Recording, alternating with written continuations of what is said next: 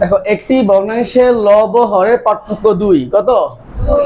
লব হতে 3, এটা হচ্ছে 3, এই যে 3 লব হতে 3 বিয়োগ করলে হরের সাথে 4 যোগ করলে ভগ্নাংশটি 2/11 হয়।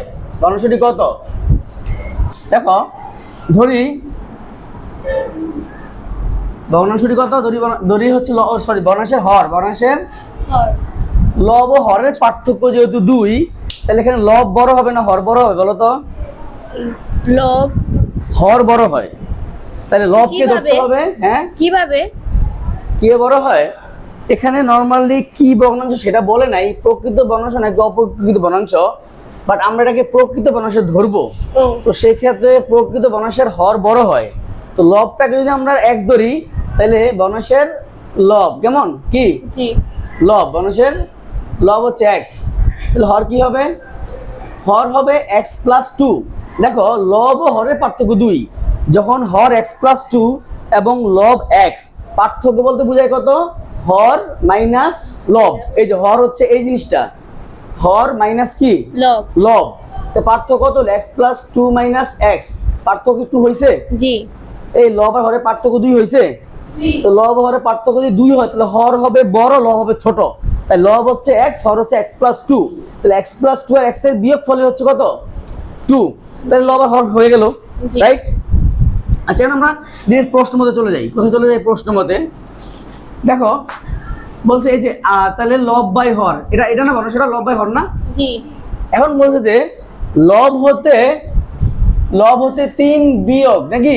লব হতে 3 বিয়োগ, তো এই যে লব থেকে 3 বিয়োগ করো, হরের সাথে 4 যোগ, হরের সাথে কত? এটা কি বুঝছো?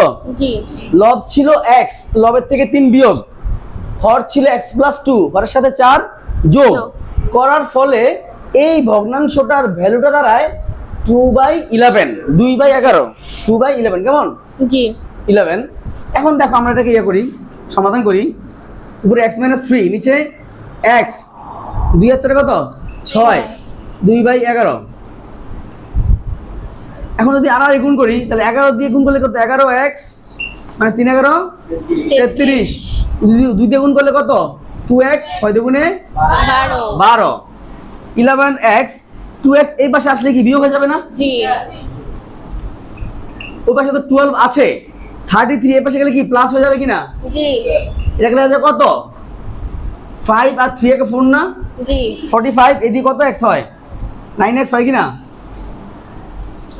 11x থেকে 12 বাদ দিলে কত x হয়? 9x = 45, 3 2 5 3 1 4, 9x যদি 45 হয় x কত হবে? x হবে কত? 5 9 45, x এর মান হচ্ছে কত? 5। তাহলে চাইছে আমাদের ভগ্নাংশটি কত? ভগ্নাংশটি ছিল এই যে লব বাই হর, ভগ্নাংশটি ছিল x বাই কত? x + 2। জি ভগ্নাংশটি কি x বাই x + 2 ছিল না? জি তাহলে কত হবে? 5 / 5 + 2 কত? 5 + 2 মানে কত? 5/7। তাহলে আমাদের ভগ্নাংশটি কত হলো? 5/7। এখন এই অঙ্কটি যদি আরো লাগানো থাকে এখানে যে ভগ্নাংশের লব ও হরকে কোন আয়তের দৈর্ঘ্য এবং প্রস্থ ধরে আয়তের পরিসীমা বের করো, পারবা না?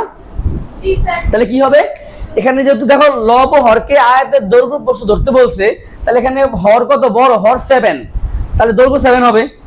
5 ছোট, তাহলে 5 হবে প্রস্থ।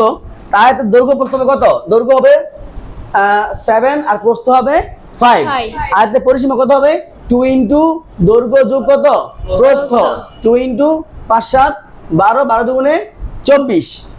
এখন যদি আয়তের কর্ণের দৈর্ঘ্য বলে, ধরো পরিসীমা বললে এই যে দৈর্ঘ্য ধরবো 7 কে, প্রস্থ ধরবো 5 কে, তাহলে 2 × দৈর্ঘ্য যোগ প্রস্থ, পরিসীমা পেলাম। এখন যদি আয়তের কর্ণের দৈর্ঘ্য বের করতে বলে, তাইলে আমরা দৈর্ঘ্য ধরবো 7 কে, প্রস্থ ধরবো 5 কে। কর্ণের দৈর্ঘ্য সূত্র হচ্ছে √ দৈর্ঘ্য স্কয়ার প্লাস কত? প্রস্থ 5, 5 স্কয়ার। তাহলে 7 7 49, 5 7 5 5 25, 5 5 25 কত হলো? 5 9 14, 4 হাতে আছে 1 7, কত? 7 হলো না? এটাই তো, জি ঠিক আছে? এটাই অ্যানসার। তাহলে অঙ্কে পারা যাবে নাকি পারা যাবে না? স্যার যদি হচ্ছে অঙ্কের মধ্যে ক্লোজ করতে